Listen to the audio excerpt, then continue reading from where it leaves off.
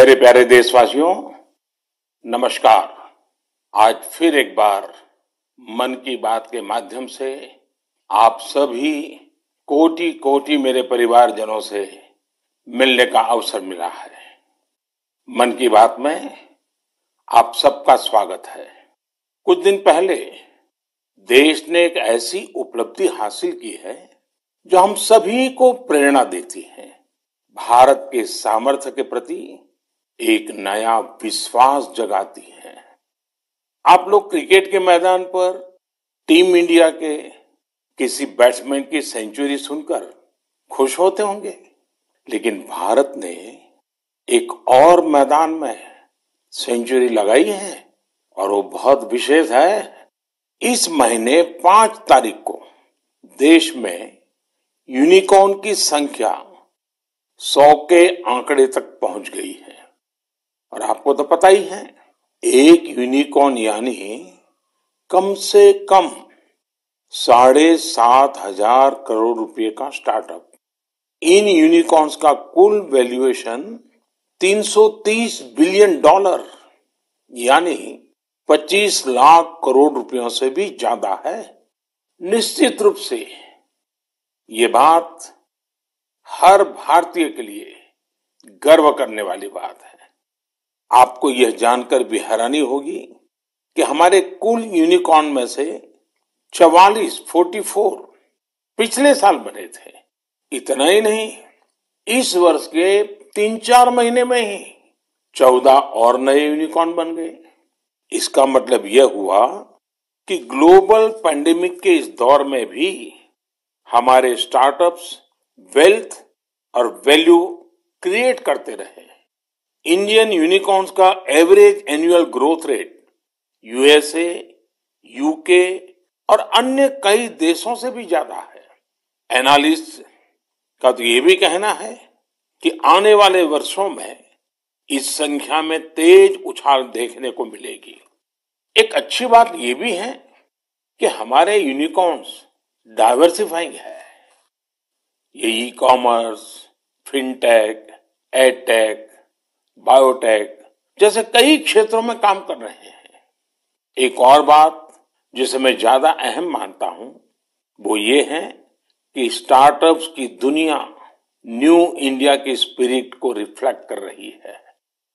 आज भारत का startup ecosystem सिर्फ बड़े शहरों तक ही सीमित नहीं है। छोटे छोटे शहरों और कस्बों से भी एंटरप्रेन्योर सामने आ रहे हैं। इससे पता चलता है कि भारत में जिसके पास इनोवेटिव आइडिया है वो वेल्थ क्रिएट कर सकता है। साथियों, देश की इस सफलता के पीछे देश की युवा शक्ति, देश के टैलेंट और सरकार सभी मिलकर के प्रयास कर रहे हैं। हर किसी का योगदान है।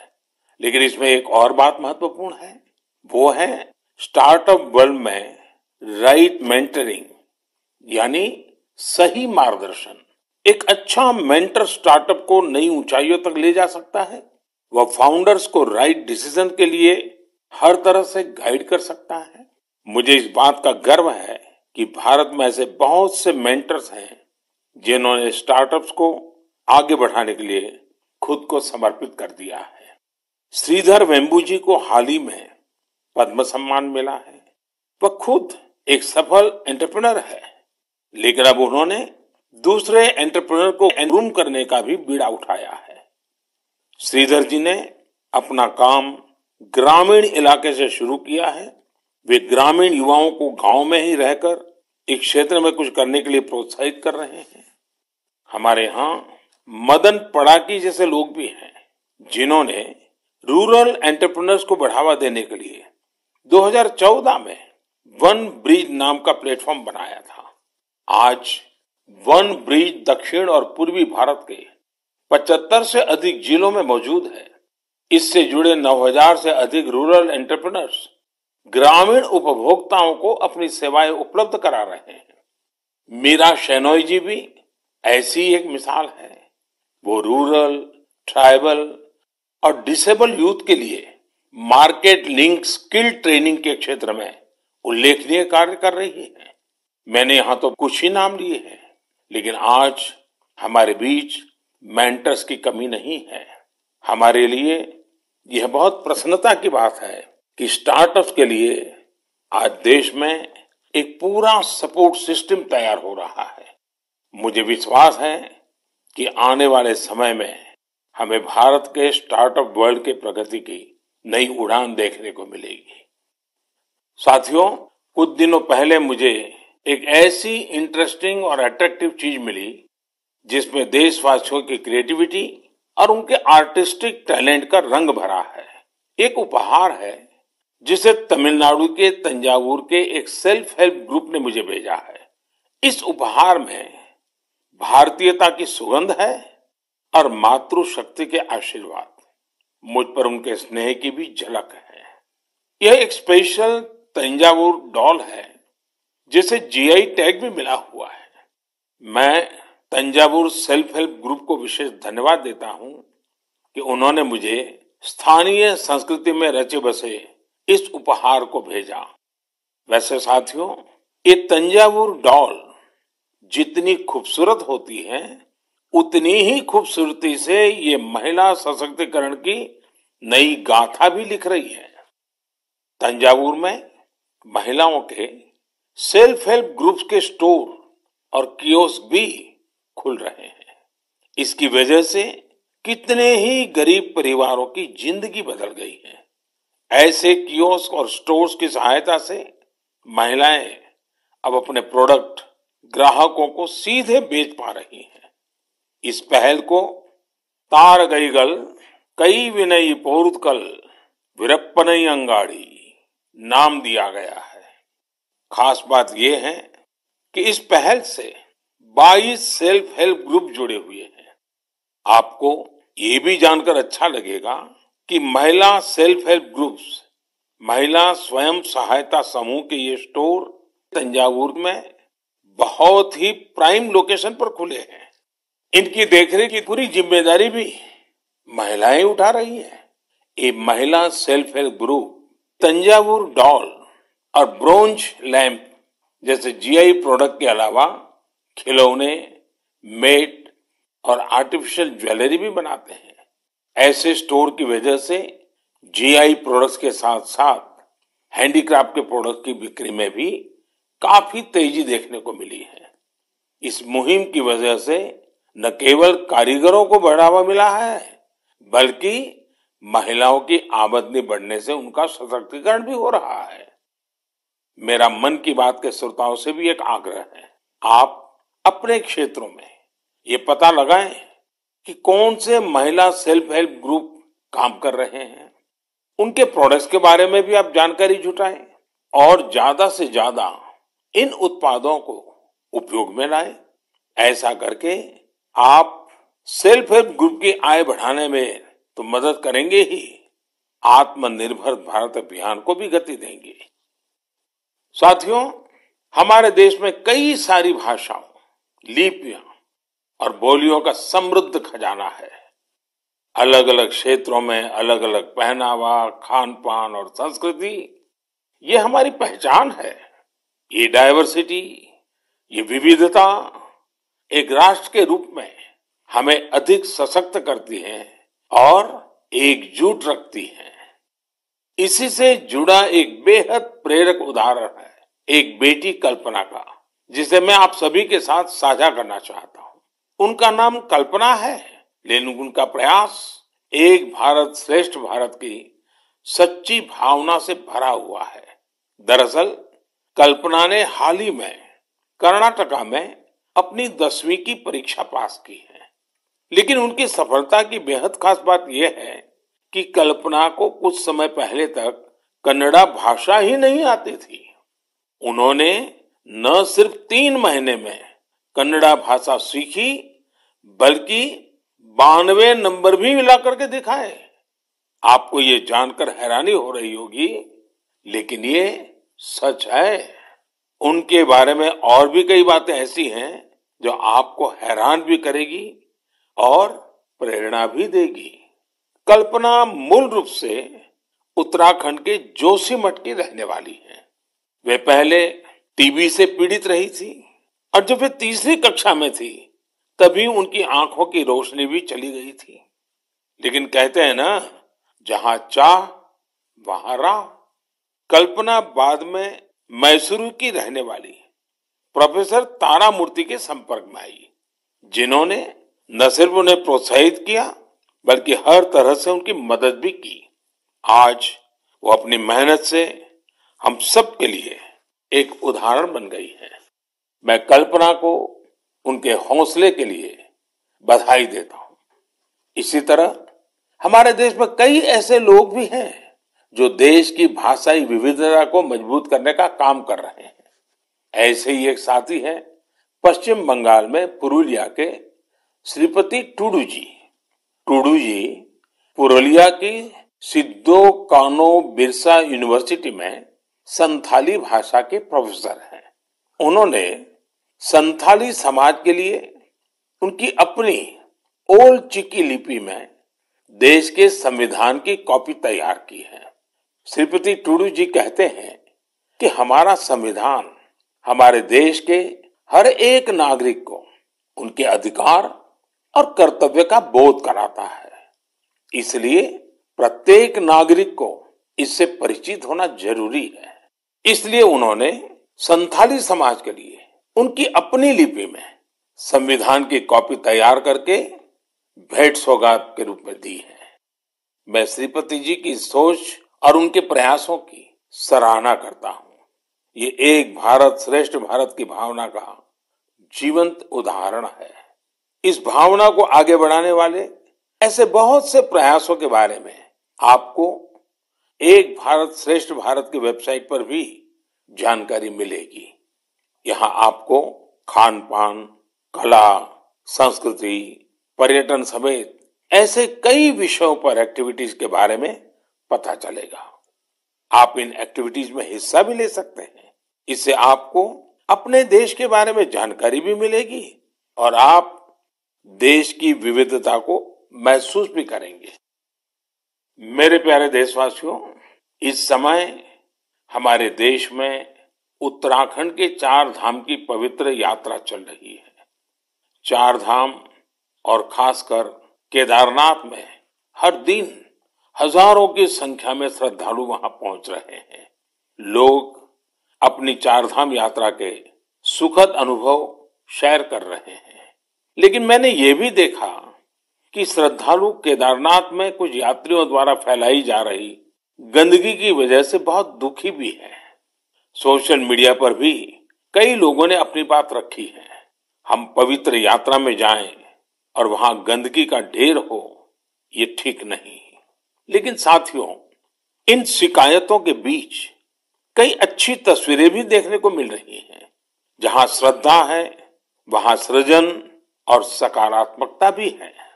कई श्रद्धालु ऐसे भी हैं जो बाबा केदार के धाम में दर्शन पूजन के साथ साथ स्वच्छता की साधना भी कर रहे हैं। कोई अपने ठहरने के स्थान के पास सफाई कर रहा है, तो कोई यात्रा मार्ग से कूड़ा कचरा साफ कर रहा है। स्वच्छ भारत अभियान की टीम के साथ मिलकर कई संस्थाएं और स्वयंसेवी संगठन भी वहां काम कर रहे हैं। साथियों, हमारे यहाँ जैसे तीर्थ यात्रा का महत्व होता है, वैसे ही तीर्थ सेवा का भी महत्व बताया गया है। और मैं तो ये भी कहूंगा, तीर्थ सेवा के बिना तीर्थ यात्रा भी अधूरी है। देवभूमि उत्तराखंड में ऐसे कितने ही लोग हैं जो स्वच्छता और सेवा की इस साधना में लगे हुए हैं। रुद्रप्रयाग के रहने वाले श्रीमान मनोज बैंजवाल जी से भी आपको बहुत प्रेरणा मिलेगी। मनोज जी ने पिछले 25 वर्षों से पर्यावरण की देखरेख का बीड़ा उठा रखा है। वो स्वच्छता की मुहिम चलाने के साथ ही पवित्र स्थलों को प्लास्टिक मुक्त करने में भी जुटे रहते हैं। वहीं गुप्त काशी में रहने वाले सुरेंद्र बगवाड़ी जी ने भी स्वच्छता को अपना जीवन मंत्र बना लिया है। वो गुप्त काशी में नियमित रूप से सफाई कार्यक्रम चलाते हैं और मुझे पता चला है कि इस अभियान का नाम भी उन्होंने मन की बात रख लिया है। ऐसे ही देवर गांव की चंपा देवी जी पिछले 3 साल से अपने गांव की महिलाओं को कूड़ा प्रबंधन यानी वेस्ट मैनेजमेंट सिखा रही है। चंपा जी ने सैकड़ों पेड़ भी लगाए हैं और उन्होंने अपने परिश्रम से एक हरा भरा वन तैयार कर दिया है। साथियों, ऐसे ही लोगों के प्रयासों से देवभूमि और तीर्थों की वो दैवीय अनुभूति बनी हुई है, जिसे अनुभव करने के लिए हम वहां जाते हैं। इस देवत्व और आध्यात्मिकता को बनाए रखने की जिम्मेदारी हमारी भी तो है। अभी हमारे देश में चार धाम यात्रा के साथ साथ आने वाले समय में अमरनाथ यात्रा, पंढरपुर यात्रा और जगन्नाथ यात्रा जैसी कई यात्राएं होगी। सावन मास में तो शायद हर गांव में कोई न कोई मेला लगता है। साथियों, हम जहां कहीं भी जाए, इन तीर्थ क्षेत्रों की गरिमा बनी रहे, सुचिता, साफ सफाई, एक पवित्र वातावरण, हमें इसे कभी नहीं भूलना है, उसे जरूर बनाए रखें। और इसलिए जरूरी है कि हम स्वच्छता के संकल्प को याद रखें। कुछ दिन बाद ही 5 जून को विश्व पर्यावरण दिवस के रूप में मनाता है। पर्यावरण को लेकर हमें अपने आसपास के सकारात्मक अभियान चलाने चाहिए और ये निरंतर करने वाला काम है। आप इस बार सबको साथ जोड़कर स्वच्छता और वृक्षारोपण के लिए कुछ प्रयास जरूर करें। आप खुद भी पेड़ लगाइए और दूसरों को भी प्रेरित करिए। मेरे प्यारे देशवासियों, अगले महीने 21 जून को हम 8वां अंतर्राष्ट्रीय योग दिवस मनाने वाले हैं। इस बार योग दिवस की थीम है योगा फॉर ह्यूमैनिटी। मैं आप सभी से योग दिवस को बहुत ही उत्साह के साथ मनाने का आग्रह करूंगा। हाँ, कोरोना से जुड़ी जरूरी सावधानियां भी बरतें। वैसे अब तो पूरी दुनिया में कोरोना को लेकर हालत पहले से कुछ बेहतर लग रहे हैं। अधिक से अधिक वैक्सीनेशन कवरेज की वजह से अब लोग पहले से कहीं ज्यादा बाहर भी निकल रहे हैं। इसलिए पूरी दुनिया में योग दिवस को लेकर काफी तैयारियां भी देखने को मिल रही हैं। कोरोना महामारी ने हम सभी को ये एहसास भी कराया है कि हमारे जीवन में स्वास्थ्य का कितना अधिक महत्व है और योग इसमें कितना बड़ा माध्यम है। लोग ये महसूस कर रहे हैं कि योग से फिजिकल, स्पिरिचुअल और इंटेलेक्चुअल वेलबीइंग को भी कितना बढ़ावा मिलता है। विश्व के टॉप बिजनेस पर्सन से लेकर फिल्म और स्पोर्ट्स पर्सनालिटीज तक, स्टूडेंट से लेकर सामान्य मानवी तक, सभी योग को अपने जीवन का अभिन्न अंग बना रहे हैं। मुझे पूरा विश्वास है कि दुनिया भर में योग की बढ़ती लोकप्रियता को देखकर आप सभी को बहुत अच्छा लगता होगा। साथियों, इस बार देश विदेश में योग दिवस पर होने वाले कुछ बेहद इनोवेटिव उदाहरणों के बारे में मुझे जानकारी मिली है। इन्हीं में से एक है गार्डियन रिंग। एक बड़ा ही यूनिक प्रोग्राम होगा। इसमें मूवमेंट ऑफ सन को सेलिब्रेट किया जाएगा, यानी सूरज जैसे जैसे यात्रा करेगा, धरती के अलग अलग हिस्सों से हम योग के जरिए उसका स्वागत करेंगे। अलग अलग देशों में इंडियन मिशंस वहां के लोकल टाइम के मुताबिक सूर्योदय के समय योग कार्यक्रम आयोजित करेंगे। एक देश के बाद दूसरे देश से कार्यक्रम शुरू होगा। पूरब से पश्चिम तक निरंतर यात्रा चलती रहेगी। फिर ऐसे ही ये आगे बढ़ता रहेगा। इन कार्यक्रमों की स्ट्रीमिंग भी इसी तरह एक के बाद एक जुड़ती जाएगी। यानी ये एक तरह का रिले योगा स्ट्रीमिंग इवेंट होगा। आप भी इसे जरूर देखिएगा। साथियों, हमारे देश में इस बार अमृत महोत्सव को ध्यान में रखते हुए देश के 75 प्रमुख स्थानों पर भी अंतर्राष्ट्रीय योग दिवस का आयोजन होगा। इस अवसर पर कई संगठन और देशवासी ने अपने अपने स्तर पर अपने अपने क्षेत्र की खास जगहों पर कुछ न कुछ इनोवेटिव करने की तैयारी कर रहे हैं।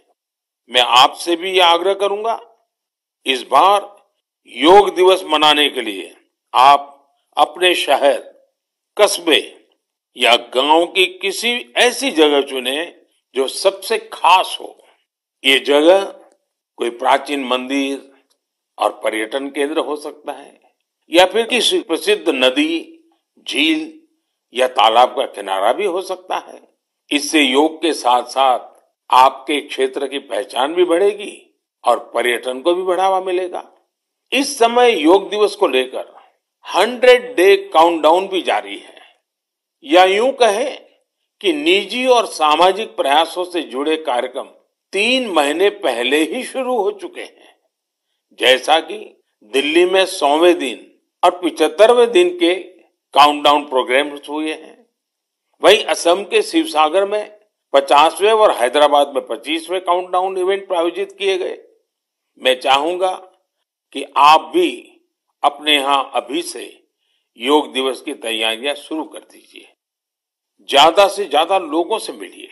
हर किसी को योग दिवस के कार्यक्रम में जुड़ने के लिए आग्रह कीजिए, प्रेरित कीजिए। मुझे पूरा भरोसा है कि आप सभी योग दिवस में बढ़ चढ़कर हिस्सा लेंगे, साथ ही योग को अपने दैनिक जीवन में भी अपनाएंगे। साथियों, कुछ दिन पहले मैं जापान गया था। अपने कई कार्यक्रमों के बीच मुझे कुछ शानदार शख्सियतों से मिलने का मौका मिला। मैं मन की बात में आपसे उनके बारे में चर्चा करना चाहता हूं। वे लोग हैं तो जापान के, लेकिन भारत के प्रति इनमें गजब का लगाव और प्रेम है। इनमें से एक है हिरोशी कोइके जी, जो एक जाने माने आर्ट डायरेक्टर है। आपको ये जानकर बहुत ही खुशी होगी कि इन्होंने महाभारत प्रोजेक्ट को डायरेक्ट किया है। इस प्रोजेक्ट की शुरुआत कंबोडिया में हुई थी और पिछले 9 सालों से ये निरंतर जारी है। हिरोशी कोइके जी हर काम बहुत ही अलग तरीके से करते हैं। वे हर साल एशिया के किसी देश की यात्रा करते हैं और वहां लोकल आर्टिस्ट और म्यूजिशियंस के साथ महाभारत के कुछ हिस्सों को प्रोड्यूस करते हैं। इस प्रोजेक्ट के माध्यम से उन्होंने इंडिया, कंबोडिया और इंडोनेशिया सहित 9 देशों में प्रोडक्शन किए हैं और स्टेज परफॉर्मेंस भी दी है। हिरोशी कोइके जी उन कलाकारों को एक साथ लाते हैं जिनका क्लासिकल और ट्रेडिशनल एशियन परफॉर्मिंग आर्ट्स में डाइवर्स बैकग्राउंड रहा है। इस वजह से उनके काम में विविध रंग देखने को मिलते हैं। इंडोनेशिया, थाईलैंड, मलेशिया और जापान के परफॉर्मर्स जावा नृत्य, बाली नृत्य, थाई नृत्य के जरिए इसे और आकर्षक बना देते हैं। खास बात यह है कि इसमें प्रत्येक परफॉर्मर अपनी ही मातृभाषा में बोलता है और कोरियोग्राफी बहुत ही खूबसूरती से इस विविधता को प्रदर्शित करती है। और म्यूजिक की डाइवर्सिटी इस प्रोडक्शन को और जीवंत बना देती है। उनका उद्देश्य इस बात को सामने लाना है कि हमारे समाज में डाइवर्सिटी और कोएग्जिस्टेंस का क्या महत्व है और शांति का रूप वास्तव में कैसा होना चाहिए। इनके अलावा मैं जापान में जिन अन्य 2 लोगों से मिला वे हैं आत्सुशी मात्सुओ जी और केंजी योशी जी। ये दोनों ही टेम प्रोडक्शन कंपनी से जुड़े हैं। इस कंपनी का संबंध रामायण की उस जापानीज एनिमेशन फिल्म से है जो 1993 में रिलीज हुई थी। यह प्रोजेक्ट जापान के बहुत ही मशहूर फिल्म डायरेक्टर युगो साकोजी से जुड़ा हुआ था। करीब 40 साल पहले 1983 में उन्हें पहली बार रामायण के बारे में पता चला था। रामायण उनके हृदय को छू गई, जिसके बाद उन्होंने इस पर गहराई से रिसर्च शुरू कर दी। इतना ही नहीं, उन्होंने जापानी भाषा में रामायण के 10 वर्जन्स पढ़ डाले और वो इतने पर ही नहीं रुके, वे इसे एनिमेशन में भी उतारना चाहते थे। इसमें इंडियन एनिमेटर्स ने भी उनकी काफी मदद की। उन्हें फिल्म में दिखाए गए भारतीय रीति रिवाजों और परंपराओं के बारे में गाइड किया गया। उन्हें बताया गया कि भारत में लोग धोती कैसे पहनते हैं, साड़ी कैसे पहनते हैं, बाल कैसे बनाते हैं, बच्चे परिवार के अंदर एक दूसरे का मान सम्मान कैसे करते हैं, आशीर्वाद की परंपरा क्या होती है, प्रातः उठ करके अपने घर के जो सीनियर है उनको प्रणाम करना, उनके आशीर्वाद लेना, ये सारी बातें अब 30 सालों के बाद यह एनिमेशन फिल्म फिर से 4K में रीमास्टर की जा रही है। इस प्रोजेक्ट के जल्द ही पूरा होने की संभावना है। हमसे हजारों किलोमीटर दूर जापान में बैठे लोग जो न हमारी भाषा जानते हैं, जो न हमारी परंपराओं के बारे में उतना जानते हैं, उनका हमारी संस्कृति के लिए समर्पण, ये श्रद्धा, ये आदर बहुत ही प्रशंसनीय है। कौन हिंदुस्तानी इस पर गर्व नहीं करेगा। मेरे प्यारे देशवासियों, स्व से ऊपर उठकर समाज की सेवा का मंत्र, सेल्फ फॉर सोसाइटी का मंत्र हमारे संस्कारों का हिस्सा है। हमारे देश में अनगिनत लोग इस मंत्र को अपना जीवन ध्येय बनाए हुए हैं। मुझे आंध्र प्रदेश में मरकापुरम में रहने वाले एक साथी राम भूपाल रेड्डी जी के बारे में जानकारी मिली। आप जानकर हैरान रह जाएंगे कि राम भूपाल रेड्डी जी ने रिटायरमेंट के बाद मिलने वाली अपनी सारी कमाई बेटियों की शिक्षा के लिए दान कर दी है। उन्होंने करीब करीब 100 बेटियों के लिए सुकन्या समृद्धि योजना के तहत खाते खुलवाए और उसमें अपने 25 लाख से ज्यादा रुपए जमा करवा दिए। ऐसे ही सेवा का एक और उदाहरण यूपी में आगरा के कचौरे गांव का है। काफी साल से इस गांव में मीठे पानी की किल्लत थी। इस बीच गांव के एक किसान कुंवर सिंह को गांव से 6-7 किलोमीटर दूर अपने खेत में मीठा पानी मिल गया। ये उनके लिए बहुत खुशी की बात थी। उन्होंने सोचा क्यों न इस पानी से बाकी सभी गांववासियों की भी सेवा की जाए। लेकिन खेत से गांव तक पानी ले जाने के लिए 30-32 लाख रुपए चाहिए थे। कुछ समय बाद कुंवर सिंह के छोटे भाई श्याम सिंह सेना से रिटायर होकर गांव आए तो उन्हें ये बात पता चली। उन्होंने रिटायरमेंट पर मिली अपनी सारी धनराशि इस काम के लिए सौंप दी और खेत से गांव तक पाइपलाइन बिछाकर गांव वालों के लिए मीठा पानी पहुंचाया। अगर लगन हो, अपने कर्तव्यों के प्रति गंभीरता हो, तो एक व्यक्ति भी कैसे पूरे समाज का भविष्य बदल सकता है, ये प्रयास इसकी बड़ी प्रेरणा है। हम कर्तव्य पथ पर चलते हुए ही समाज को सशक्त कर सकते हैं, देश को सशक्त कर सकते हैं। आजादी के इस अमृत महोत्सव में यही हमारा संकल्प होना चाहिए और यही हमारी साधना भी होनी चाहिए, और जिसका एक ही मार्ग है, कर्तव्य, कर्तव्य और कर्तव्य। मेरे प्यारे देशवासियों, आज मन की बात में हमने समाज से जुड़े कई महत्वपूर्ण विषयों पर चर्चा की। आप सब अलग अलग विषयों से जुड़े महत्वपूर्ण सुझाव मुझे भेजते हैं और उन्हीं के आधार पर हमारी चर्चा आगे बढ़ती है। मन की बात के अगले संस्करण के लिए अपने सुझाव भेजना भी मत भूलिएगा। इस समय आजादी के अमृत महोत्सव से जुड़े जो कार्यक्रम चल रहे हैं, जिन आयोजन में आप शामिल हो रहे हैं, उनके बारे में भी मुझे जरूर बताइए। नमो ऐप और माई गॉव पर मुझे आपके सुझावों का इंतजार रहेगा।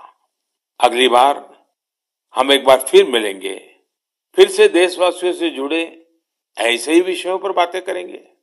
आप अपना ख्याल रखिए और अपने आसपास सभी जीव जंतुओं का भी ख्याल रखिए। गर्मियों के इस मौसम में आप पशु पक्षियों के लिए खाना पानी देने का अपना मानवीय दायित्व भी निभाते रहें। ये जरूर याद रखिएगा। तब तक के लिए बहुत बहुत धन्यवाद।